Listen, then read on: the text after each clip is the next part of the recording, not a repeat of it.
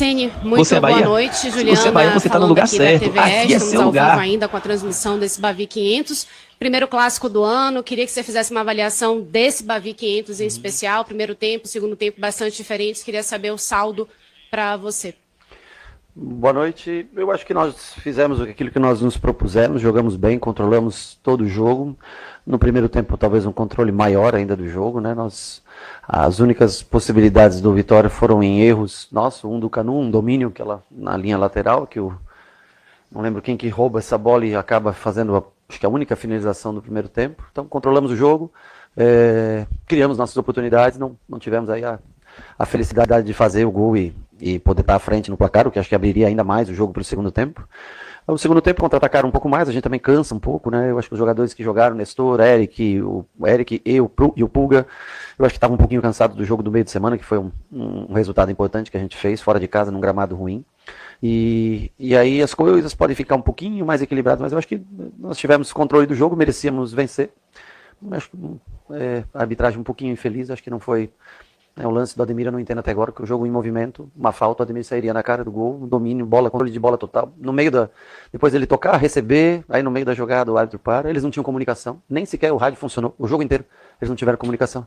E ele falava para mim, não, mas eu não posso falar nada porque o rádio não funciona. Aí eles voltaram pro segundo tempo, o rádio também não funcionava. Então, assim, eu acho que assim, a gente quer um campeonato estadual bom. Você vai jogar no interior, não tem campo para jogar. E quando vem aqui, nós encontramos dificuldades que deveriam ser solucionadas. Ao menos a comunicação entre o bandeira, o árbitro, já que não tem VAR, né? Já que ano passado já foi assim, dessa maneira, ao menos solucionar algumas coisas básicas para o futebol deveriam ser feitas. Boa noite, Rogério Ceni. Nós temos um repórter que aborda o torcedor antes, durante e depois do jogo. E muitos torcedores questionaram a não titularidade do Eric Pulga e do Eric, né? E reclamaram bastante. Eu até entendo que o time até foi bem sem os dois no primeiro tempo. Eu queria saber de você, porque você, até no jogo do meio de semana, você teria sinalizado na coletiva que o Eric iria jogar. A intenção jogou no segundo tempo, mas não titular. Foi o que eu falei. Eu queria saber de você, para esclarecer junto ao torcedor que ficou com esse questionamento, porque você começou com o Jean e com o Cauê. Eu acabei de responder que eu achei até que eles entraram cansados. Que dirá começar o jogo, eles estavam cansados. Nada impede que eles possam jogar, iniciar jogando um próximo jogo.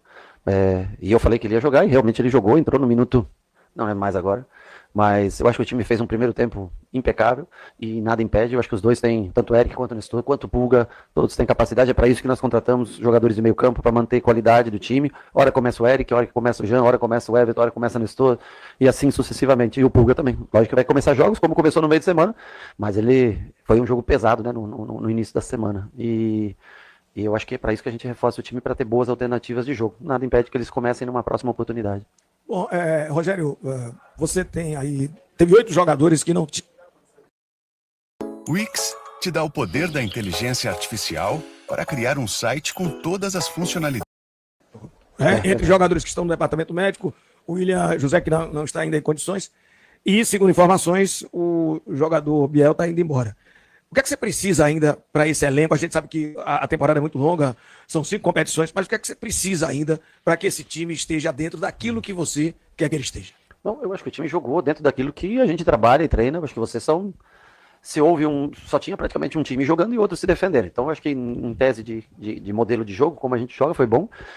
Eu acho que tem muitas alternativas na defesa fora de combate, né? Nós temos aí o Arias pela direita, nós temos o Gabriel Xavier, temos o próprio David, nós temos o Michel, que poderia fazer uma função de lado de campo, temos o Iago, um lateral, que a linha defensiva ela está bastante não frágil, mas está com falta de opções para a troca, tanto é que nós estamos improvisando zagueiros para jogar em alguns jogos, como foi do meio de semana, né?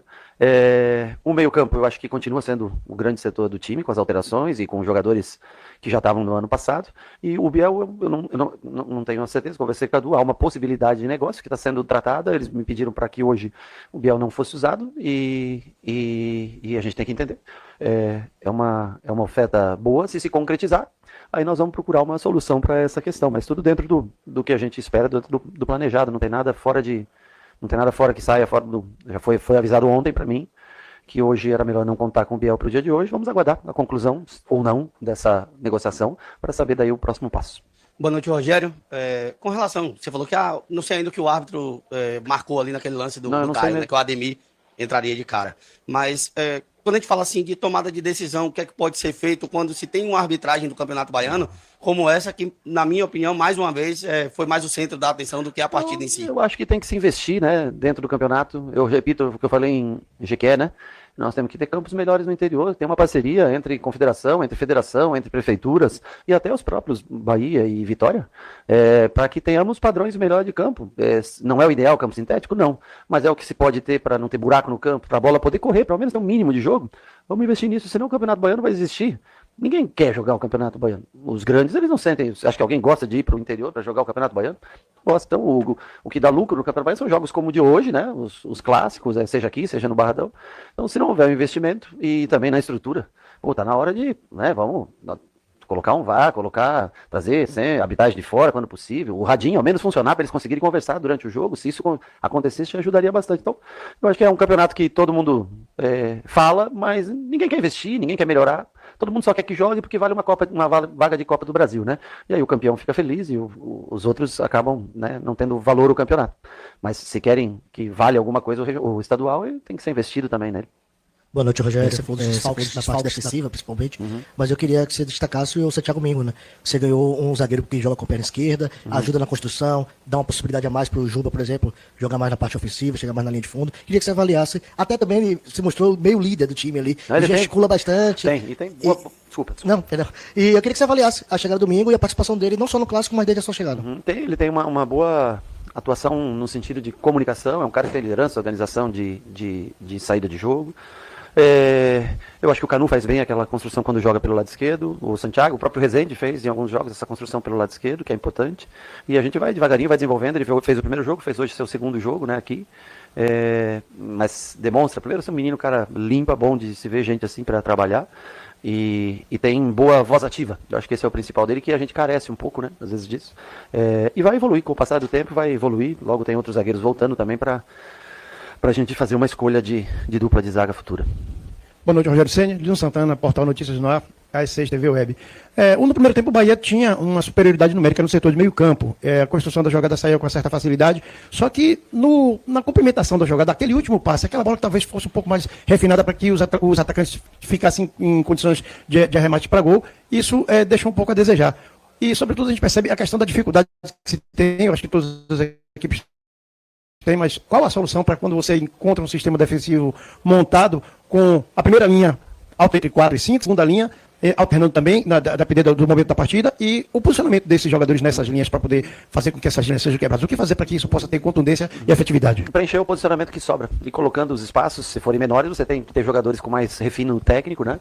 E eu acho que nós fizemos, mesmo com o Vitória escolhendo a linha que ficou, eles nem quase nem pressionaram praticamente de saída de bola, mas nós fomos encontrando os espaços e chegamos de todas as maneiras possíveis, mas concordo com você que o último passe, realmente, a última definição, até tivemos boas definições, teve uma que bateu, acho que no pescoço do goleiro, que desviou um arremate do Lúcio, teve outras jogadas que nós chegamos à linha de fundo, chegamos frente à área, e não tivemos, talvez, nem foi no último passe, não, porque, por exemplo, o Lúcio dá um último passe muito bom pro Pulga, no segundo tempo, onde ele tenta o drible no goleiro, né? Então nós tivemos a situação, mesmo ele jogando em bloco baixo, a situação de adentrar com chance de finalização.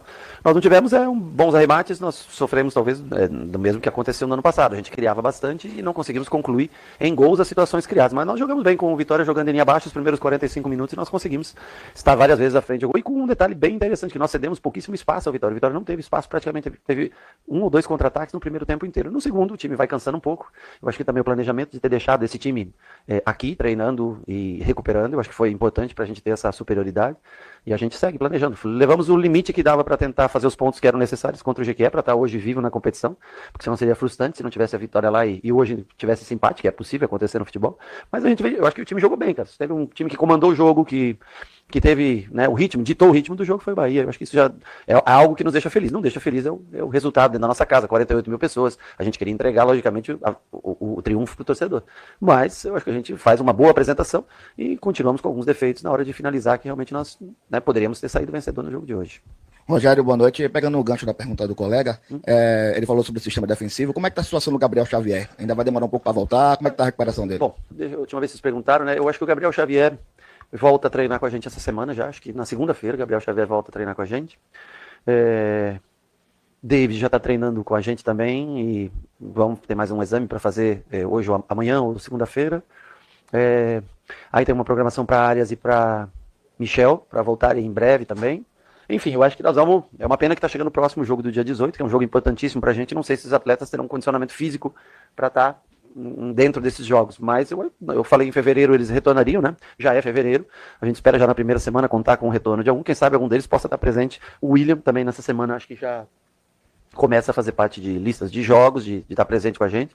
Então é importante que a gente não tenha mais lesões e que a gente vá reforçando o time com. Eu acho que o que mais é Santiago e o Santiago Arias, né? E o Michel, que ainda talvez essa semana não consigam estar com a gente, mas os outros vão ser integrados. Boa noite, professor. Um jogo com um clássico do tamanho do Bavi, é o clássico número 500, eu disse que ia colocar o seu melhor em campo, e assim o fez. Mas as confusões entre os jogadores não tiraram o foco do time para a produção ofensiva melhor e manter a calma no último terço, na sua opinião? Bom, eu acho que as confusões elas não foram benéficas a nós. Nós não devíamos ter entrado nos confrontos. Cada confronto daquele é um minuto e meio gasto. E para o time que está melhor no jogo, não foi muito inteligente da nossa parte querer discutir, brigar, empurrar. Eu acho que mostra, logicamente, você é o dono da sua casa, você quer mostrar para o torcedor, né, que você está na briga, no jogo, que não é só na técnica, que é também na vontade. Mas, se você analisar friamente, você não deveria gastar aquele tempo discutindo, né? Então é uma coisa que a gente tem que estar mais concentrado no jogo. Lógico que todo mundo, ninguém quer levar desaforo para casa, toda aquela coisa, de mostrar que mas é pouco, nós devemos aproveitar melhor o tempo, não ter entrado naquelas discussões que foram 3 ou 4 vezes ali, onde se perde o tempo e às vezes, logicamente, como você falou, até a concentração um pouquinho se perde. Temos que tentar entender isso, porque quando não tem VAR, todo mundo quer se aproveitar para ganhar tempo e gastar tempo, né? E eu acho que ali nós poderíamos ter evitado um pouco esse confronto. Não foi bom para nós, foi bom para o Vitória. Os confrontos que existiram foi para esfriar o jogo no momento que a gente era bem superior na partida. Professor, boa noite. Diante da circunstância da partida, o empate não teve um gosto amargo, pois o Bahia criou mais chance do que o Vitória? Assim, o Bahia criou mais chances, teve mais domínio de jogo, teve as oportunidades, jogou dentro da sua casa, com a sua torcida. Era para ter saído o vencedor, mas isso a gente não pode controlar. Nós controlamos o jogo, tivemos as melhores oportunidades, o Vitória se defendeu bem, né? Mas, logicamente, que a gente sai frustrado por não ter conseguido jogar bem e não conseguir 3 pontos que nos dariam a liderança compartilhada da competição. Boa noite, Rogério. Douglas Santana, da Rádio Baiana FM, também do site BNews. Queria entender um pouco agora quais são os próximos passos do Bahia, né? Como é que vai ser a tônica de poder montar um time, visto que o Bahia agora entra no mês decisivo, né? Agora tem aí mais alguns confrontos pelo Campeonato Baiano, no qual o Bahia precisa ainda pontuar para buscar a classificação. Tem Copa do Nordeste, que é um jogo importante. E na reta final do mês tem a Libertadores aí com o tão temido jogo lá na Bolívia. Como é que você está estudando aí? Como é que você está mentalizando a escalação de cada equipe? Qual vai ser a tônica para cada competição? Bom, agora nós vamos ter esse jogo em Juazeiro, uma viagem de volta que é pesada, mais distante. Mas nós vamos analisar cada jogo sim, nós não vamos usar, nós vamos mais ou menos o mesmo critério da última viagem, né, que teve para Jequié. Alguns ficam aqui se preparando para o jogo do final de semana, para a gente mesclar ainda o que pode nessas 3 próximas rodadas e condicionar o melhor jeito possível todos, para daí fazer as escolhas necessárias para o jogo fora de casa, que tem uma tônica, a gente sabe que a parte física ela demanda muito da parte física, né? E depois também para o jogo da volta, que às vezes pode mudar uma característica onde você é mais dominante no jogo da volta, então mesmo que sejam 2 times distintos para ida e para volta, mas a tendência é que a gente tenha mais jogadores que fiquem aqui se preparando para o jogo depois, acho que é Colo-Colo, né? E quem me ajudem? Colo-Colo, América e... Não, o Juazeirense é o próximo fora, depois é Colo-Colo, América e Barcelona, se eu não me engano, né? E que a gente... Desculpa. Você não escolheu o caminho mais fácil, você abriu seu próprio caminho.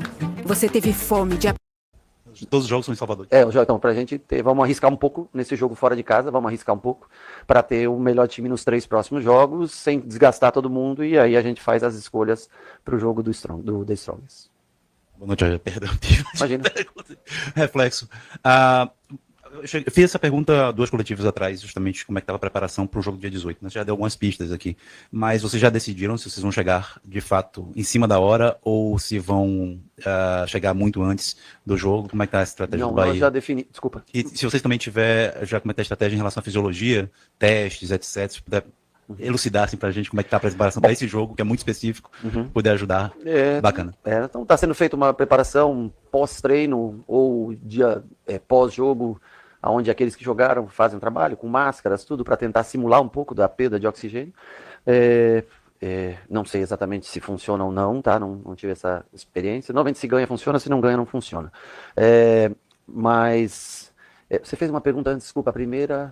Em relação a chegar Nós vamos em cima da hora. isso que eu tinha lembrado. Nós vamos chegar em cima da hora do jogo, sim. Nós vamos provavelmente para Santa Cruz de la Serra, onde pousamos e chegamos poucas horas antes do jogo para ter o menor efeito possível, que é o título de causa, né? Eu algumas vezes já joguei nessa situação e uma vez eu fiquei e dá dor de cabeça, é meio.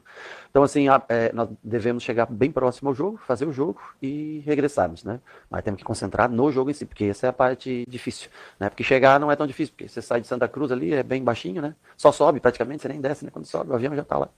E concentrar no jogo, mas a estratégia feita, todas as outras que eu fiz foi assim, e o clube optou por fazer essa estratégia, Santa Cruz de la Serra, Santa Cruz de la Serra, La Paz, a gente volta direto, faz uma parada técnica em Santa Cruz de la Serra e volta direto para Salvador.